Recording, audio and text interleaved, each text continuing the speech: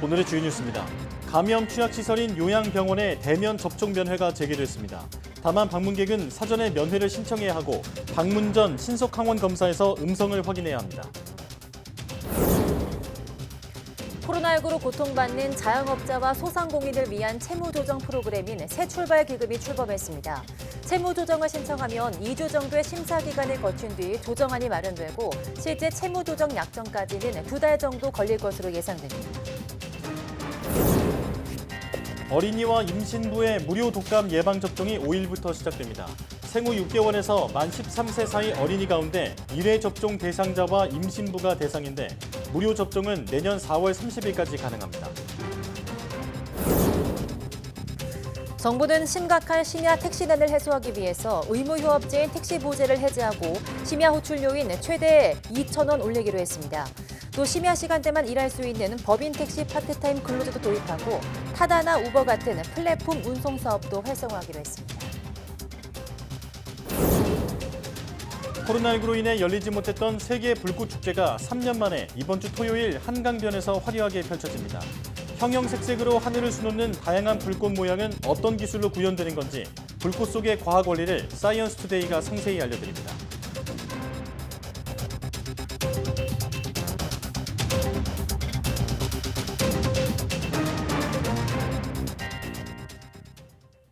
여러분 안녕하십니까? 사이언스 투데이 시작합니다. 요양병원과 시설에 있는 어르신들이 다시 가족과 따뜻한 손을 맞잡을 수 있게 됐습니다. 네, 정부가 4일부터 요양병원과 시설, 정신병원, 장애인시설 등의 대면 접촉 면회를 허용했습니다. 이 시설들은 코로나19 여름 재유행이 시작되면서 지난 7월 25일부터 접촉 면회가 다시 금지돼 가림막을 두는 방식 등으로 비접촉 면회만 가능했습니다. 하지만 코로나19 재유행이 확연히 감소세로 접어들면서 60세 이상 중증화율과 치명률이 지난 8월 기준 각각 0.42%, 0.23%로 감소했고 감염 취약시설의 집단 감염도 감소하면서 2개월여 만에 접촉 면회가 재개됐습니다. 방문객은 사전에 예약하고 신속 항원 검사 음성을 확인해야 면회가 가능하고 실내 마스크 착용 등 방역 수칙도 지켜야 합니다. 코로나19로 어려움을 겪는 자영업자와 소상공인들을 위한 새 출발 기금이 공식 출범했습니다. 사전 신청 기간에만 3,000명 가까운 사람이 채무 조정을 신청했는데요. 실제 부담 완화로 이어질 수 있을지 주목됩니다. 강희경 기자입니다. 새출발 기금은 코로나19 여파로 고통받는 자영업자와 소상공인을 위해 정부가 마련한 채무 조정 프로그램입니다. 전체 30조 원 규모로 원금 탕감을 둘러싼 도덕적 해이 논란을 딛고 이번 주 공식 출범합니다. 앞서 지난달 27일부터 진행된 사전 신청 기간에는 3일째까지 3,000명 가까운 사람이 채무 조정을 신청했습니다. 규모는 4,027억 원에 이릅니다. 이번 주부터는 오프라인 현장 창구와 온라인 플랫폼 접수가 동시에 이뤄집니다. 신청 대상은 코로나19 피해를 입은 개인 사업자나 소상공인 가운데 부실 또는 부실 우려 차주로 한정됩니다. 부실 차주는 3개월 넘게 대출 장기 연체가 발생한 사람을, 부실 우려 차주는 조만간 장기 연체에 빠질 위험이 큰 사람을 의미합니다. 원금 감면은 부실 차주에 한해 자산을 제외한 순부채의 60에서 80%까지 이뤄집니다. 금리도 오르고 있고 환율도 오르고 물가도 오르고 특히 원자재 부분에 대한 부담이 커지고 있기 때문에 상당히 여전히 소상공인들께서 어려워지고 있고 재기 지원과 신용 회복을 이제 지원하는 게 핵심일 것 같습니다. 오프라인 접수는 한국자산관리공사 26개 사무소와 서민금융통합지원센터에서 가능한데 초기에는 혼잡이 예상돼 온라인 신청이 편리할 것으로 보입니다. 온라인에서는 본인 확인과 채무조정 대상 자격 확인, 채무조정 신청 순으로 절차가 진행됩니다. 채무조정을 신청하면 2주 정도 소득과 재산조사 등 채무조정 심사를 한 뒤 채무조정안이 마련되고 채무조정 약정까지는 2달 정도 걸립니다. 정부는 우선 1년 동안 신청을 받은 뒤 코로나19 재확산 여부나 경기 여건 등을 고려해 최대 3년 동안 운영한다는 계획입니다. YTN 강희경입니다. 코로나19 유행 이후 국내 정신질환 진료 인원이 12% 가까이 늘어난 것으로 나타났습니다. 더불어민주당 최혜영 의원실이 국민건강보험공단으로부터 제출받은 자료를 보면 정신질환으로 국내 병원에 방문한 환자 수는 코로나19 국내 발생 이전인 2019년 362만 7,452명에서 발생 2년 차인 2021년 405만 8,855명으로 11.9% 증가했습니다. 건강보험 가입 자격별로 보면 정신질환 진료 인원은 직장 가입자에서 21.3%나 늘어 지역 가입자와 직장 가입자의 피부양자보다 증가율이 높았습니다. 우울증과 스트레스, 불안장애 등 다빈도 정신질환만 놓고 보면 직장 가입자의 증가율은 26.5%나 됐습니다. 독감 유행주의보가 발령된 가운데 5일부터 어린이와 임신부는 무료로 독감 예방접종을 받을 수 있습니다. 질병관리청은 생후 6개월에서 만 13세 사이 어린이 가운데 1회 접종 대상자와 임신부의 인플루엔자 무료 예방접종이 5일부터 내년 4월 30일까지 가능하다고 밝혔습니다. 생애 첫 독감 백신 접종 만 9세 미만 어린이는 지난달 21일부터 가장 먼저 시작됐는데 1차 접종 뒤 4주 간격으로 2차 접종을 받으면 됩니다. 또 오는 12일부터 만 75세 이상 어르신부터 만 65세 이상 고령층의 연령대별 순차 접종도 시작돼 올해 말까지 접종받을 수 있습니다. 접종은 주소지와 관계없이 보건소나 전국 2만여 개 지정 위탁 의료기관에서 이루어지며 접종 기관에 갈 때는 신분증을 지참해야 합니다.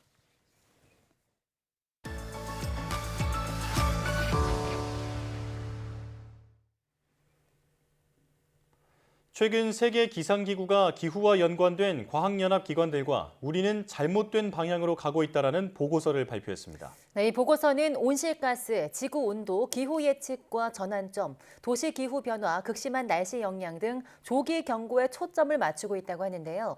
오늘 날씨 학개론에서 자세히 알아보도록 하겠습니다. K웨더 반기성 센터장과 함께하겠습니다. 어서 오세요. 네, 안녕하세요. 네, 안녕하십니까.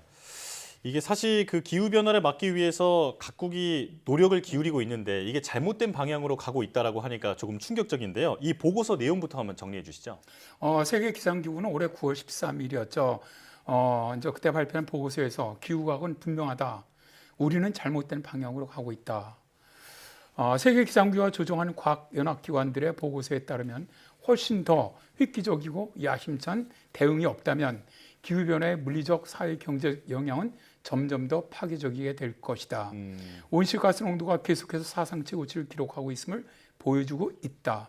파리협정의 1.5도 목표를 달성하기 위해서는 각국의 2030년 탄소 배출 감축 공약이 지금보다 7배 이상 높아져야 한다라고 말했고요. 네. 자, 이제 이 보고서를 접했던 안토니오 구테우스 유엔 사무총장은 홍수나 가뭄, 폭염, 극심한 폭풍과 산불은 점점 더 커지고 있으며 놀라운 빈도로 기록을 경신하고 있다. 유럽에는 극심한 폭염, 파키스탄에는 엄청난 홍수가 났다. 중국과 아프리카의 뿔, 미국의 장기적이고 심각한 가뭄. 이러한 재난의 새로운 규모에는 자연스러운 것이 없다. 그것들은 인류의 화석연료 중독의 대가이다라고 경고를 했습니다. 네. 그리고 과학연합의 보고서는 세계기상기구, 유엔 환경 프로그램, 유엔 재난위험감소사무소, 세계기후연구 프로그램, 세계탄소 프로젝트, 영국기상청, 도시기후변화 연구 네트워크 등의 정보를 포함한 내용으로 이루어졌습니다. 네, 온실가스 농도가 계속 최고치를 기록하고 있다 이렇게 말씀을 해주셨는데 과학연합기관들의 다양한 내용 중에서 온실가스 관련된 내용이 있다면 또 어떤 게 있었을까요? 일단 그 세계기상기구의 글로벌 대기 그 감시 이런 자료들이 있거든요. 네네. 여기 보면 이산화탄소 또 메탄 또 아산화질소 이게 이제 온실가스들인데 이런 수치가 계속 상승하고 있다고 밝혔는데요. 팬데믹 기간 동안 2020년에 일시적으로 이산화탄소 배출량이 감소를 했지만 2021년, 2022년에 이산화탄소 농도가 계속 증가하고 있음이 관측이 되었습니다. 2022년 5월 마우나로아의 이산화탄소 농도는 420.99 ppm으로 그 전년보다 1.86 ppm이 증가했죠. 글로벌 탄소 프로젝트의 분석에 따르면 2021년 전 세계 화석 이산화탄소 배출량은 광범위한 봉쇄로 2020년에는 5.4%가 감소를 했어요. 네. 그러나 그 이후 2019년 팬데믹 이전 수준으로 되돌아갔고 지금은 꾸준하게 이산화탄소 배출량을 줄이던 유럽 등의 국가에서조차 최근에 그 에너지 위기로 다시 이산화탄소 배출이 증가하고 있다라고 밝혔는데요. 네. 특히 이제 글로벌 탄소 프로젝트는 토지 이용 변화에 따른 온실가스 배출량의 4분의 1은 국가 간 식량 무역과 관계가 있고 그 중에 4분의 3은 방목을 포함한 농업을 위한 토지 개간 때문이다라고 밝혔습니다. 네. 자, 이렇게 온실가스가 계속 증가하면서 지구의 기온도 함께 상승하고 있죠. 네, 그렇습니다. 온실가스가 증가하게 되면 당연히 뭐 지구의 기온은 상승하게 되는데요. 세계 기상기구의 지구 기후 현황 2018-2022 자료를 보면 네. 2015년부터 2021년까지가 기록상 가장 따뜻한 해였습니다. 2018-2022년 지구 평균 기온, 이게 이제 2022년 5월에서 6월 평균 기온을 갖다 기준으로 한 것인데요. 이것은 1850년에서 1900년 평균 기온보다 1.17도 플러스 마이너스 0.13도 높은 것으로 추정되고 있습니다. 네. 현재 라니냐가 3년째 영향을 주면서 기온 상승을 저지하고 있거든요. 그럼에도 불구하고 기온은 상승하고 있고 이게 만약 엘니뇨로 돌아간다면 기온 상승은 더욱더 급격해질 것이다라고 예측을 했습니다. 예. 대기만 아니라 해양 열 함량도 높아지고 있는데요. 지구 시스템에 축적된 열의 약 90%가 바다에 저장되며 2018년, 2022년 해양 열 함량은 다른 어떤 5년 기간보다 높았고 해양의 온난화율은 지난 20년 동안 특히 높은 증가율을 보이고 있다라고 밝혔습니다. 예. 네, 정말 저희가 심각하다 이렇게 말을 하고 있지만 수치로 보면 이게 좀 몸으로 와닿는 것 같은데요. 또 기온 상승의 문제뿐 아니라 뭐 빙하나 해류 대순환 여기도 문제가 심각하다고요. 네, 그렇습니다.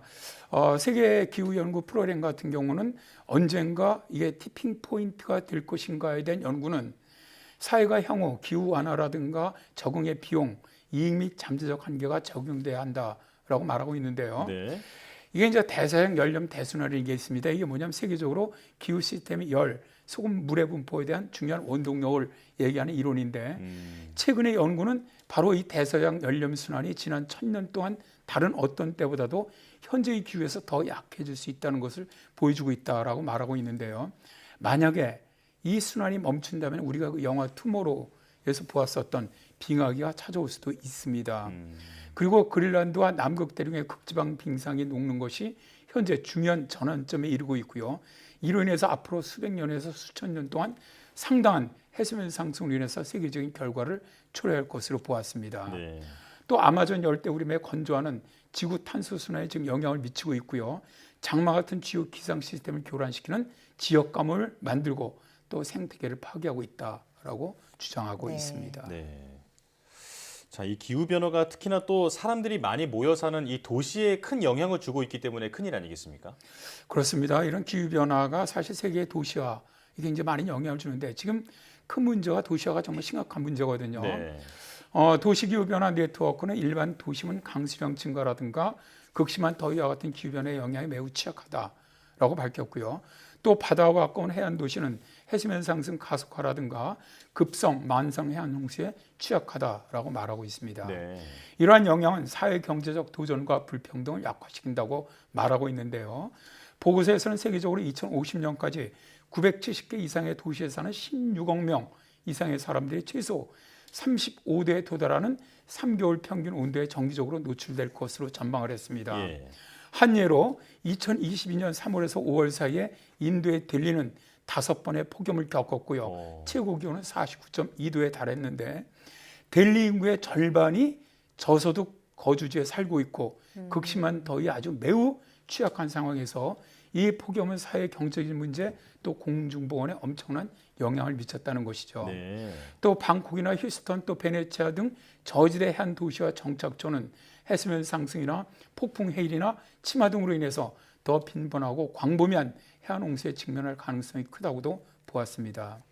따라서 도시는 포괄적이고 긴급하며 확대된 기후 완화 조치를 시행을 하고 수십억 도시 주민의 적응 능력을 증가시켜야 한다라고 주장을 합니다. 네. 네, 이렇게 뭐 극단적인 기후 현상이 계속된다면 사회 경제적으로도 문제가 심각하겠어요. 네, 그렇습니다. 세계 기상 연구 계획 같은 경우는 지난 50년 동안 기상, 기후 및 물과 관련된 재해수가 5배 증가를 해서 매일 하루에 2억 200만 달러의 손실을 초래하고 있다라고 밝혔는데요. 기후 과학이 발달하면서 인간이 초래한 기후 변화와 폭염, 폭우, 열대성 사이클론 등의 극단적 현상 사이의 연관성에 대한 증거가 강화되었다라고 말하면서 극단적인 날씨 사건이 특히 가장 취약한 지역사에서 오랫동안 이어지고 있는 어떻게 보면 이런 사회 경제적 영향을 미치고 있고 네. 이들은 재난에 대응하거나 복구할 여력이 없다고 말합니다. 또 주로 기후재난에 관련된 분석을 하는 국제기후연구단체 이게 이제 세계 기상 주인이 있는데요. 이런 단체들은 기후 변화가 강도의 강우를 증가시켰을 가능성이 있다는 것을 발견했는데 대기가 따뜻해짐에 따라 평균적으로 강수량을 증가시키면서 극단적인 폭우가 발생할 것으로 봤죠. 네. 세계 기상기구는 인간이 일으킨 기후 변화로 인해서 영국의 폭염이 최소 10배 이상 발생할 가능성이 크다고 밝혔는데요. 결국 폭염은 노약자 등 사람의 건강에 큰 위험을 초래하고요. 사회 경제적 차이에 따라 더 큰 피해를 발생시킬 수 있다는 것이죠. 네. 자, 제대로 된 방향은 무엇인지 지구촌이 함께 고민해봐야 할 때다라는 생각이 듭니다. 자, 날씨 학개론 KB웨더 반기성 센터장과 함께했습니다. 고맙습니다. 네, 감사합니다.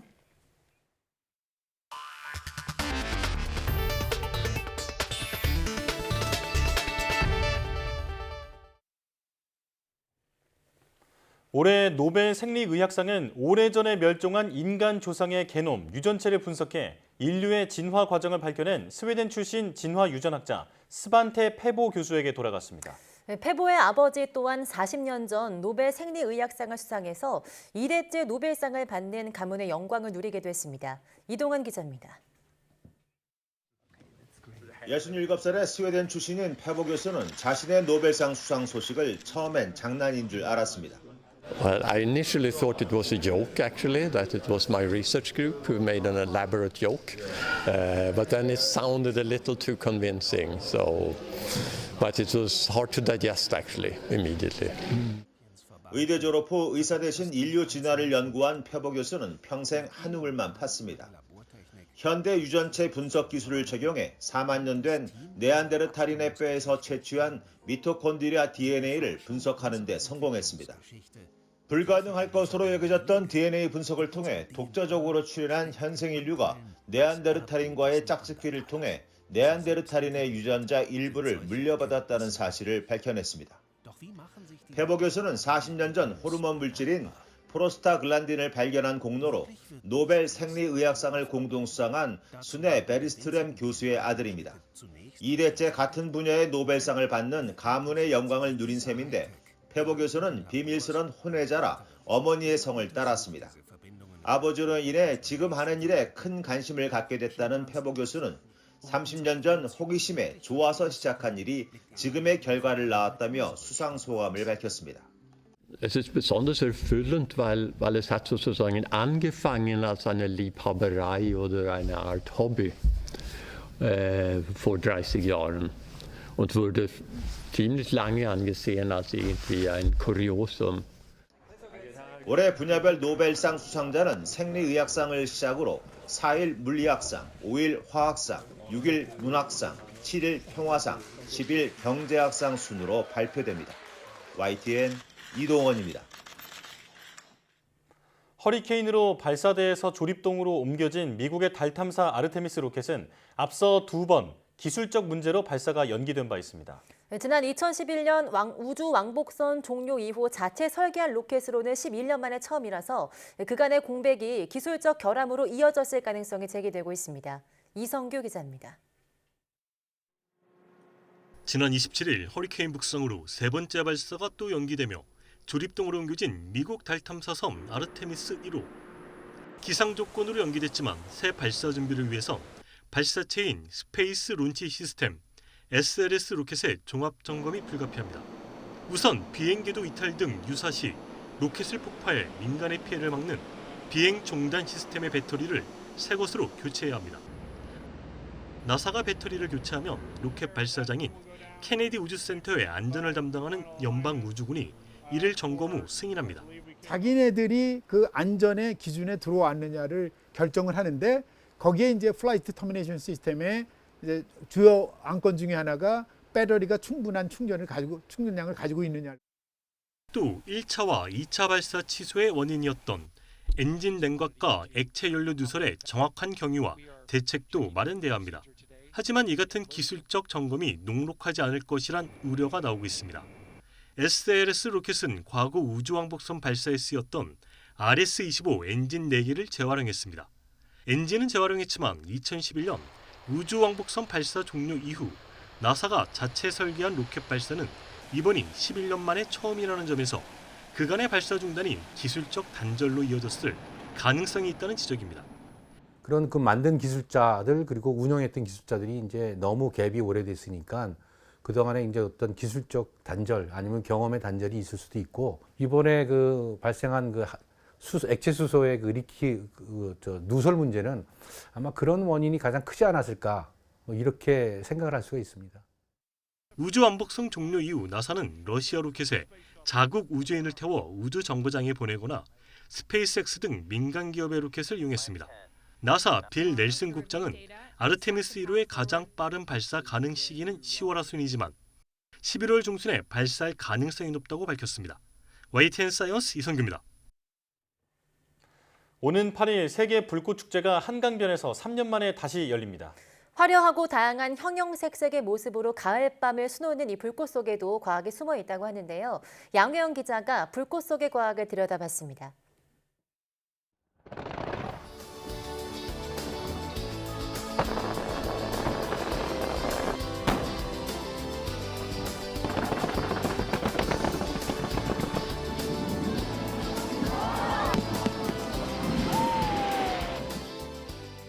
불꽃놀이에 쓰이는 둥근 화약입니다. 다양한 불꽃의 모양은 이 둥근 화약 속 내부 구조 안에 숨어 있습니다. 화약 안에는 불꽃을 위로 쏘아 올리는 추진제와 불꽃을 터뜨리는 한약, 그리고 불꽃 모양을 만드는 작은 화약 별이 들어 있습니다. 별을 어떻게 배치하느냐에 따라 불꽃 모양이 달라지는데 별을 공 모양으로 이중 배치하면 국화꽃이, 웃는 표정으로 배치하면 스마일 불꽃이 만들어집니다. 화약을 감싼 종이가 두꺼우면 동그란 불꽃이, 얇게 감싸면 폭포수 불꽃이 터집니다. 또 도화선 길이에 따라 원하는 높이에서 원하는 시간에 불꽃이 터질 수 있게 만드는데 여기에 ICT 기술을 더하면 음악에 맞춰 춤을 추는 불꽃 연출도 가능합니다. 불꽃은 1초를 30프레임으로 쪼개진 30분의 1초로 연출이 되고 있고요. 이번에는 모바일에서 앱을 설치를 하시면 실시간으로 동시에 불꽃 그리고 조명 모든 것들이 동시에 플레이가 되기 때문에 불꽃의 다양한 색은 금속의 불꽃 반응을 이용하는데 구리는 청록색, 나트륨은 노란색, 스트론튬은 빨간색의 불꽃을 만듭니다. 여기에 마그네슘을 섞으면 밝은 빛이 나고 알루미늄을 섞으면 웅장한 폭발음도 가능해집니다. 한강에서 열리는 세계 불꽃 축제는 안전거리를 고려해 지름 30cm짜리 화약까지만 사용합니다. 이렇게 만들어진 가장 큰 불꽃은 높이 270m에서 터지는데 지름이 250m에 달합니다. 이 때문에 발사대에서 최소 300m 이상은 떨어져서 감상하는 게 좋습니다. YTN 사이언스 양우영입니다. 정부가 심야 택시난을 해소하기 위해 의무 휴업제인 택시 부재를 해제하고 심야 시간대에 호출 요금을 올리기로 했습니다. 또 타다나 우버 같은 모델을 활성화하고 심야 대중교통 공급을 확대하기로 했습니다. 이동우 기자입니다. 밤늦은 시간에 택시를 잡으려 안간힘을 쓰지만 쉽지 않습니다. 서울에서 심야에 택시를 호출할 경우 5번 가운데 4번은 실패하며 특히 중단거리는 더욱 어렵습니다. 코로나19 확산 이후 서울의 택시기사가 만여 명이나 급감한 데다 개인 택시기사 중 60대 이상이 77%여서 이들이 심야 운행을 기피하기 때문입니다. 정부는 이 같은 심야 택시난을 해소하기 위해 의무 휴업제인 택시 부재를 해제하고 심야 호출료를 최대 2,000원 올리기로 했습니다. 춘천시는 이미 자체 판단으로 부재를 완전 해제한 경우 바가 있는데요. 그 결과 심야 택시가 30% 공급이 확대되는 그러한 사례가 있었습니다. 호출료의 대부분을 택시기사에게 배분해 처우 개선을 지원합니다. 다만 승차 거부를 방지하기 위해 중계콜 목적지를 표시하지 않고 강제 배차를 합니다. 수익이 높은 심야 시간대만 일할 수 있는 법인 택시 파트타임 근로제도 도입합니다. 택시 회사에 취업할 때 거쳐야 하는 절차도 간소화하고 법인 택시기사의 출퇴근 편의를 위해 차고지 외 주차와 근무 교대도 가능하도록 했습니다. 타다나 우버 같은 플랫폼 운송 사업도 활성화합니다. 그간의 택시난에는 시장 변화에 탄력적으로 좀 대응하지 못한 그런 측면이 좀 있습니다. 앞으로 정부는 국민을 중심에 두고 불합리한 규제를 개혁하고 민생을 안정시키는 데 최선을 다하겠습니다. 승차난이 심각한 도심에 실시간 호출형 심야 버스도 도입합니다. 서울시는 연말에 올빼미 버스를 증차하고 심야 버스를 연장 운행하며 수도권 전철의 전 노선은 새벽 1시까지 운행합니다. 이와 별도로 서울시는 택시 기본요금을 3,800원에서 4,800원으로 올리는 방안을 추진하고 있습니다.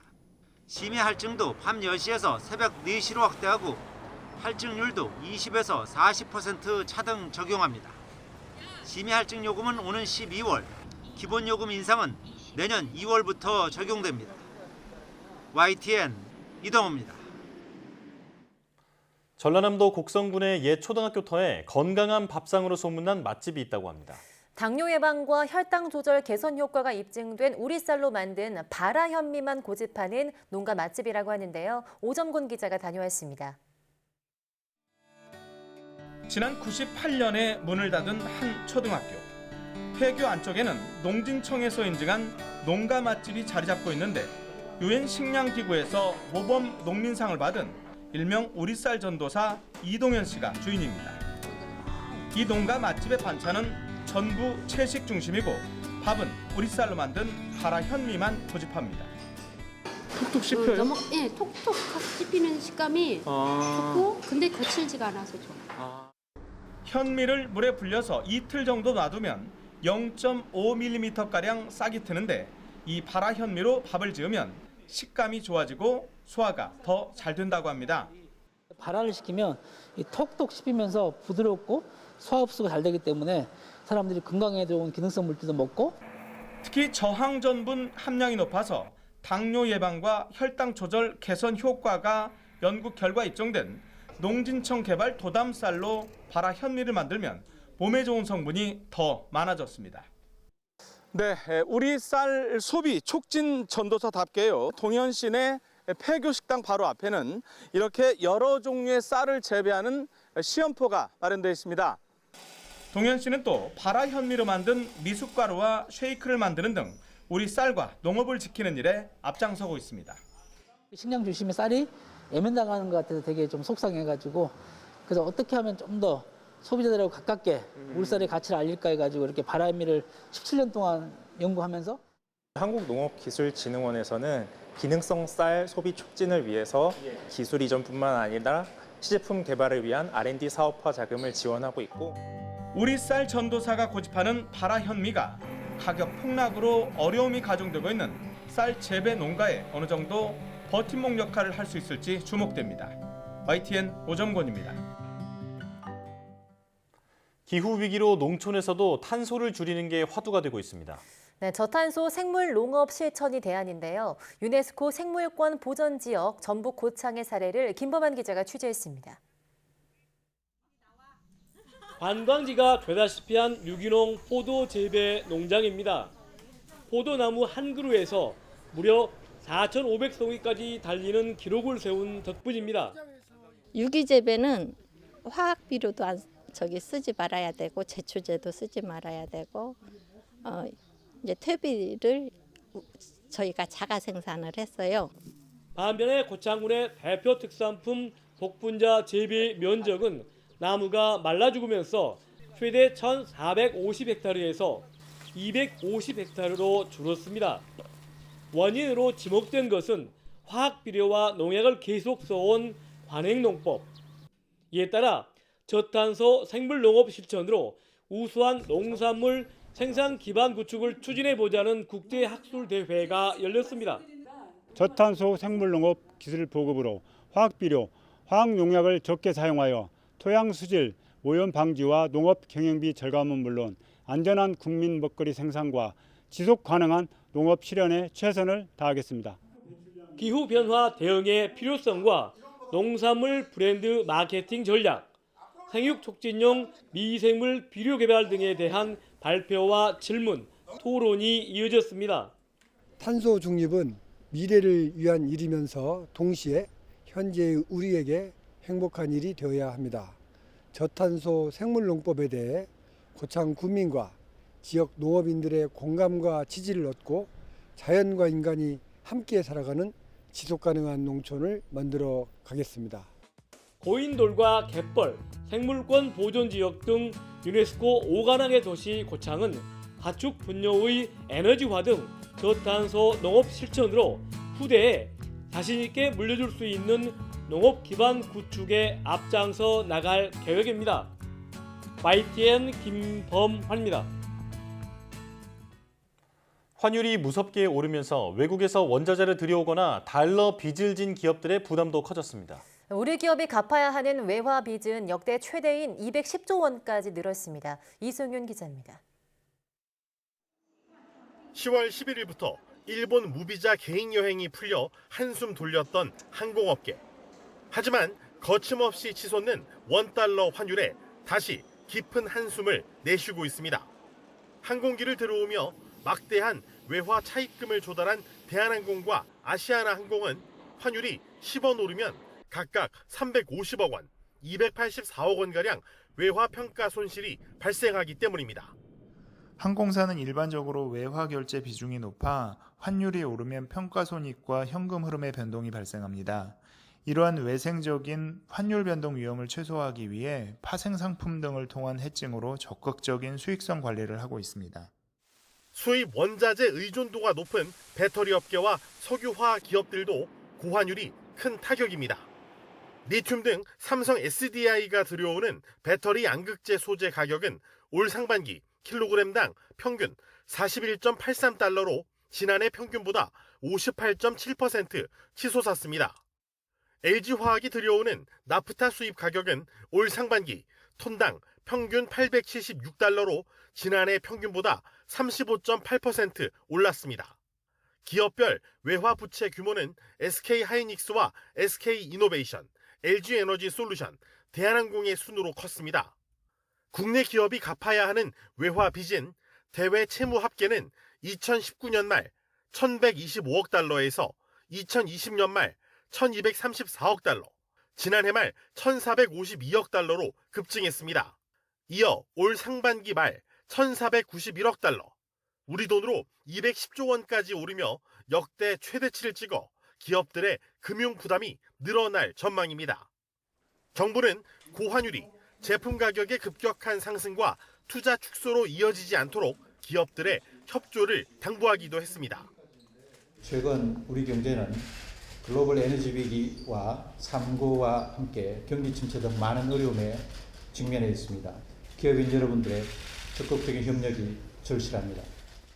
상당수의 기업들은 미리 재고를 충분히 쌓아놓고 위기에 대응하고 있지만 지금처럼 고환율이 지속되면 추가적인 물가 상승 압박 요인으로 작용할 수 있어서 고물가 속에 불황인 스태그플레이션을 불러올 수 있다고 우려하고 있습니다. YTN 이승윤입니다. 정부가 올해 다양한 물가 안정 대책을 펼쳐왔지만 국민 10명 가운데 7명은 정작 정책 효과를 체감하지 못한다고 답했습니다. 국회 농림축산식품해양수산위원회 윤미향 의원실이 소비자 권익포럼과 함께 성인 1,000명을 대상으로 온라인 설문조사를 진행한 결과 응답자 73%가 정부 대책에 따른 물가 안정 효과를 체감하지 못한다고 답했습니다. 구체적으로 물가 안정 대책 효과를 별로 체감하지 못한다는 응답이 51.3%로 가장 많았고 전혀 체감하지 못한다 21.7%, 어느 정도 체감한다는 응답의 22% 순이었습니다. 또 응답자의 절반 이상은 식품업계가 이윤 증대를 위해 필요 이상으로 가격을 인상한다고 답한 것으로 조사됐습니다. 경기 침체, 장기화 등의 영향으로 소득이 최저생계비에 못 미쳐 정부 지원을 받는 20, 30대 기초생활수급자가 가파르게 늘고 있는 것으로 나타났습니다. 한국사회보장정보원 등의 집계를 보면 올해 7월 기준 복지시설 입소자 등을 제외한 20살에서 39살까지의 기초생활수급자는 23만 6천여 명입니다. 올해 말까지 5달이 남은 만큼 30만 명에 육박할 전망인데 지난 2017년 16만 2천여 명과 비교하면 5년 만에 약 2배 가까이 증가하는 겁니다. 젊은 층 수급자들 일부는 소득이 일정 기준을 넘으면 지원이 줄어드는 점 때문에 구직이나 경제활동을 주저하는 것으로 알려지면서 대책 마련이 필요하다는 지적이 나오고 있습니다. 기초생활수급자는 소득 인정액이 중위소득 30에서 50% 이하로 최저생계비에 못 미치는 가구로 국가와 생계와 의료, 주거, 교육 등의 분야에서 지원하게 됩니다. 영국의 신임 트러스 총리가 결국 부자 감세 정책을 철회하면서 집권 한 달 만에 체면을 구겼지만 금융시장은 반색했습니다. 국채금리가 안정세를 보이면서 뉴욕 증시는 2.5% 안팎의 급등세로 4분기를 기분 좋게 시작했습니다. 워싱턴 권준기 특파원이 보도합니다. 영국 집권 보수당 연례 총회 무대에 오른 재무장관은 부자 감세 정책 철회로 겨우 위기를 모면한 소감을 이렇게 말했습니다. What a day. It has been tough, but we need to focus on the job in hand. 하지만 행사장 밖에선 신임 트러스 총리를 비롯한 내각 주요 인사들을 비판하는 목소리가 끊이지 않았습니다. 시위대는 상위 1% 부자의 세금을 절반 가까이 깎아주려다 거센 반발에 직면해 백기를 든 트러스 총리를 조롱했습니다. Conference delegates, this way for the U-turn. 집권 한 달 만에 헛발질로 트러스 총리 내각은 조기 퇴진론에 직면했지만 금융시장은 웃었습니다. 재원 마련 없는 감세 정책으로 시장을 혼란으로 몰아넣었던 감세안이 철회되면서 파운드화가 오르고 영국 국채금리도 하락한 겁니다. 영국 국채가 진정되자 미국 국채금리도 덩달아 떨어졌습니다. 지난주 4%를 넘었던 미국 10년 만기 국채금리가 3.6% 안팎까지 내려간 겁니다. 여기에 원유 가격 급등으로 에너지주가 치솟으면서 뉴욕 증시는 모처럼 반등했습니다. 2.5% 안팎의 급등세로 4분기 시작 첫날을 기분 좋게 출발했습니다. 다만 지난주 주요 물가지수가 생각보다 나빠 연방준비제도의 공격적인 금리 인상을 더 부추길 수 있다는 전망이 나오는 점은 시장의 불안 요소입니다. 지금 시장은 3분기 기업 실적을 특히 주목하고 있습니다. 여전히 심각한 인플레이션과 가파른 금리 인상 속에 실제 기업 성과가 어떤지에 따라 주식시장도 갈피를 잡을 수 있을 전망입니다. 워싱턴에서 YTN 권윤기입니다.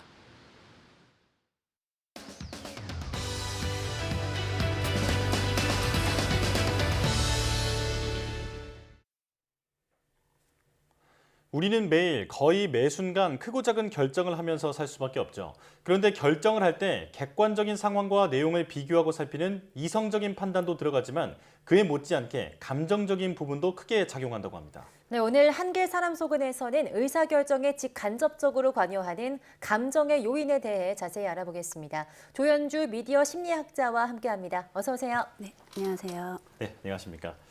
자, 우리가 의사결정이라고 하면 주로 이성적인 판단만을 말하는 것 같지만 실제로는 의사결정에 감정의 역할이 아주 크다면서요.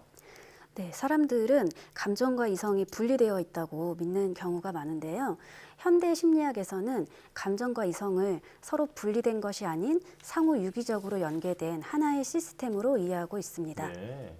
철학자 플라톤은 마부가 쌍두마차를 보는 비유를 들어 이성과 감정의 관계를 설명했습니다.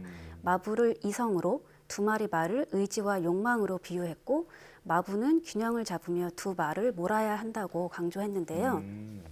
이는 감정보다 이성을 중요하게 여기고 감정이 이성적 행동이나 생각의 방해물이라고 여긴 것입니다. 네.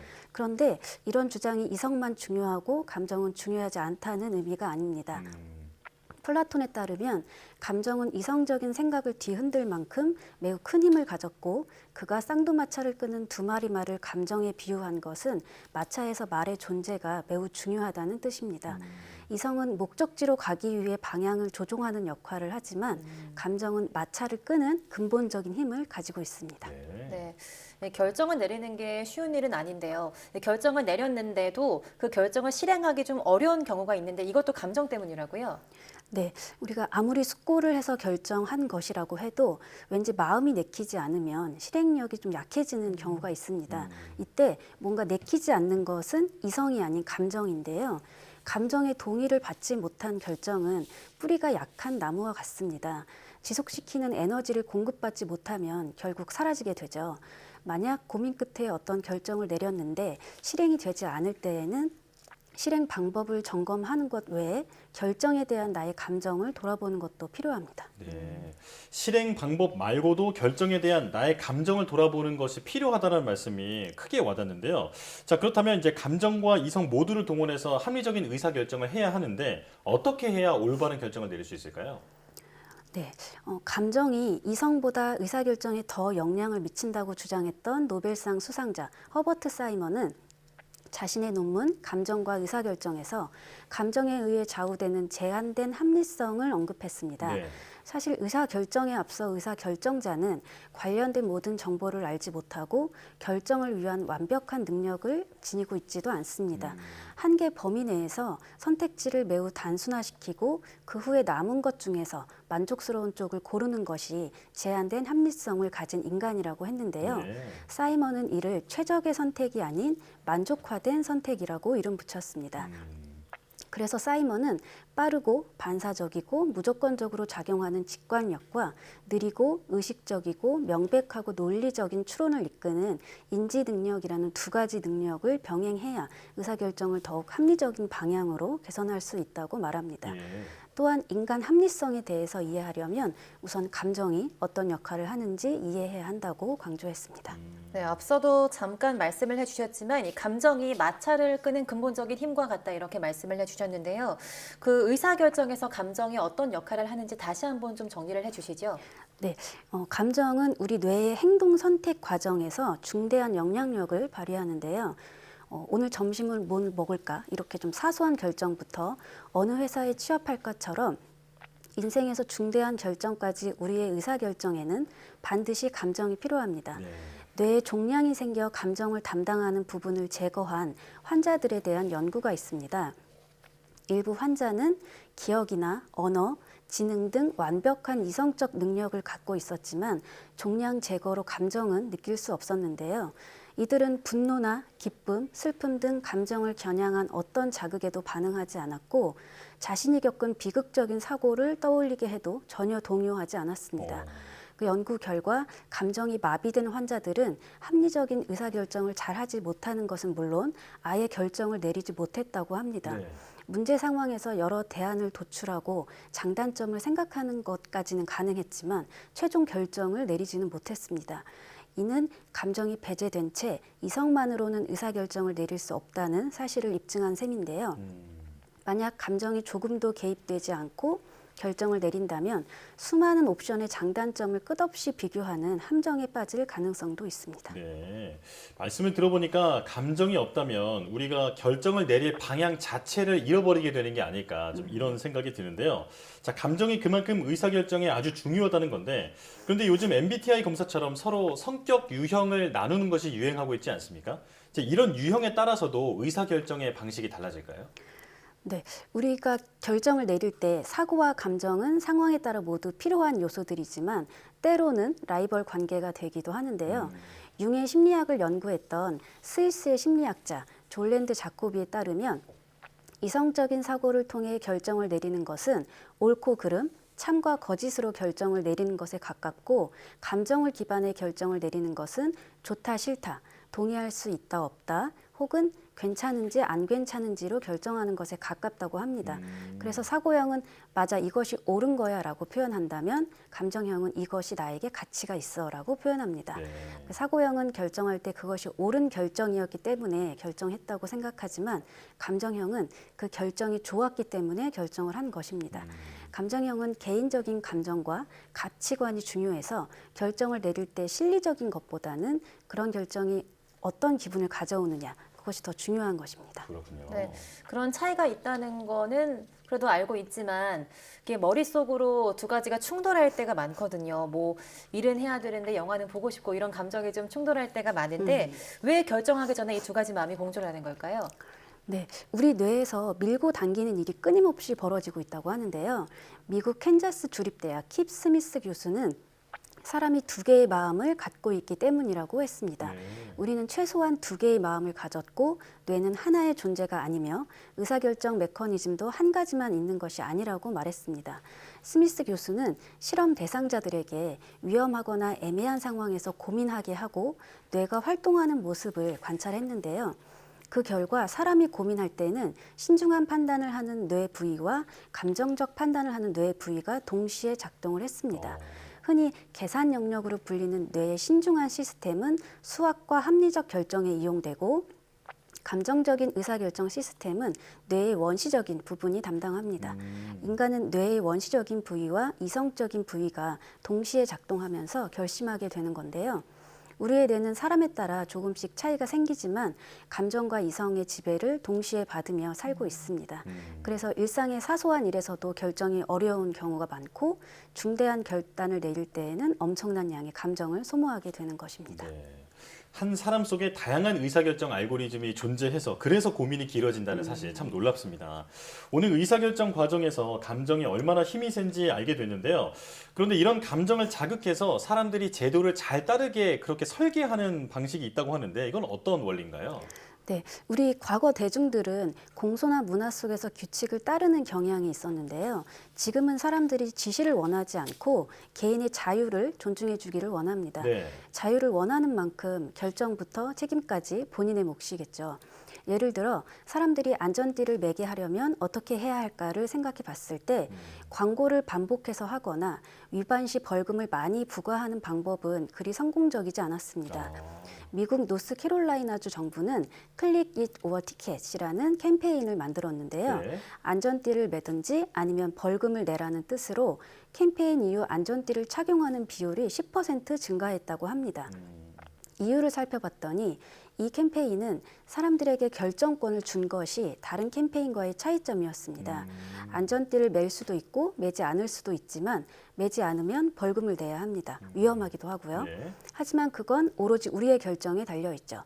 노스캐롤라이나주는 사람들이 원하는 자유를 주면서 스스로 결정하도록 유도했는데요. 네. 사람들은 이성이 아니라 감정으로 그 캠페인에 동조했다고 합니다.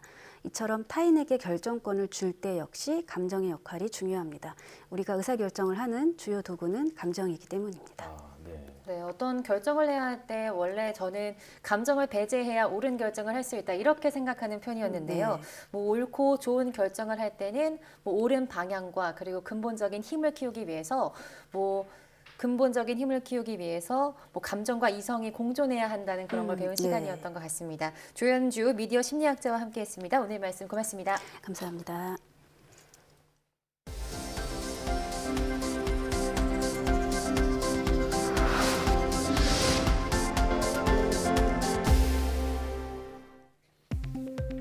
기후변화로 국내 바다 수온이 높아짐에 따라 아열대성 어종의 출현 빈도가 늘고 있는 것으로 조사됐습니다.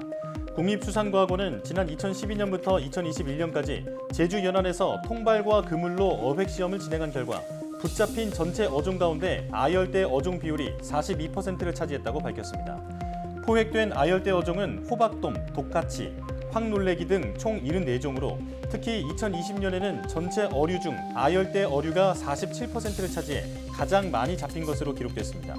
수산과학원은 제주뿐 아니라 남해와 동해, 독도 연안에서도 아열대 어종 출현율이 늘고 있다면서 대마 난류가 강화하는 가을에 주로 아열대 어종 출현이 늘어난다고 설명했습니다. 뇌 용적 변화를 자동으로 분석해 초기 알츠하이머 진단에 이용할 수 있는 프로그램이 개발됐습니다. 가톨릭 의대 양동원, 류동우 교수팀은 뇌 MRI를 이용해 뇌 용적 변화를 빠르고 정확하게 분석할 수 있는 뇌 용적 자동 분석 영상 프로그램을 개발했다고 밝혔습니다. 연구팀은 뇌 해부학적 구조를 기반으로 개발한 표준화 위축 용적비에 기존 인지기능 검사 결과를 반영하는 새로운 알츠하이머병 진단 모델을 구축했다고 설명했습니다. 연구팀은 또 정상군과 경도 인지장애군, 알츠하이머 치매군에 개발한 진단 모델을 적용한 결과 치매 여부를 선별하기까지 평균 5분 36초가 걸렸으며 진단 정확도는 치매 92.9%, 경도 인지장애 79%로 매우 높았다고 덧붙였습니다. 국내 연구진이 화학자처럼 유기 반응 결과를 정확하게 예측하는 인공지능을 개발했습니다. 카이스트 정유성 교수팀은 화학 반응 데이터베이스에서 일반화된 반응 규칙을 도출한 뒤 그래프 신경망을 사용해 유기 반응 결과를 예측하는 인공지능 로컬 트랜스폼을 개발했다고 밝혔습니다. 개발한 로컬 트랜스폼은 화학 반응에서 널리 사용되는 미국 특허 무역청 데이터를 이용해 유기 반응을 90% 이상의 정확도로 예측하는 데 성공했습니다. 연구팀은 개발한 인공지능을 이용하면 실험을 통해 화학 반응 생성물을 직접 확인하는 것보다 분자 설계 과정이 빨라지고 비용도 절감할 수 있다고 설명했습니다. 국립과천과학관이 대면 교육을 본격적으로 재개하면서 오는 15일부터 시작되는 가을 학기 정규 교육 과정을 확대 운영하기로 했습니다. 이번 가을 학기 교육 과정에는 환경을 주제로 한 주제 탐구 과정을 비롯해 코딩을 배울 수 있는 소프트웨어 탐구 과정과 창작 탐구 과정, 과학 실험과 토론, 글쓰기 등을 배우는 실험 탐구 과정 등이 있는데 특히 가족과 함께 다양한 업사이클링을 체험할 수 있는 교육 과정도 마련됐습니다. 국립과천과학관의 가을 학기 교육 과정은 12월 18일까지 계속되며 5일부터 홈페이지를 통해 선착순으로 참가자를 모집합니다.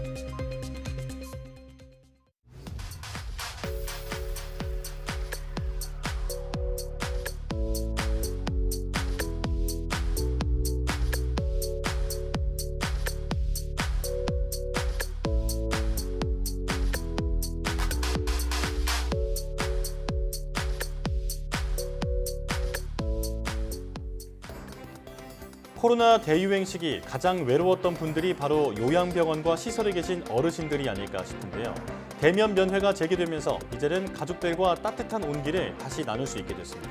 네, 방문객은 사전에 예약하고 신속 항원 검사 음성을 확인해야 면회가 가능한데요.